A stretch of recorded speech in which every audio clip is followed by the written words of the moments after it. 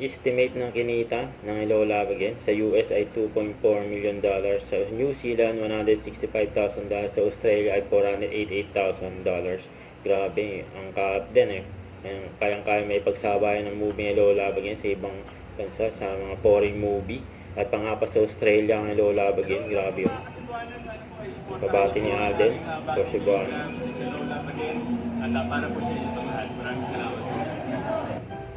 Sa pa-post ni Alden sa kanyang social media account, Hello Love, we accept Diamond's highest accepted rate, you know.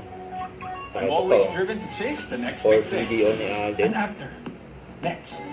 Auto Long. A gamer. Next. A businessman. What's next? In chasing my passions, I need a car that can keep up with my drive. That's why I ride with DDO Auto Loan. With fast and easy application, low rates, and affordable cash-out options, I can fuel my passion and save up for what's next. Ride your way with DDO Auto Loan. Yung brand ambassador ng video, Alden. Kasi ito yung red carpet screening ng Riyadh Entertainment Corporation ni Alden. Nagpalipad pa nga nandun si Alden eh. Astig eh. Ayan yung picture mula sa drone. Ayan oh.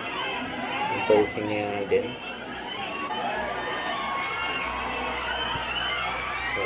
So, binalikan niya yung drone. Hindi sumunod.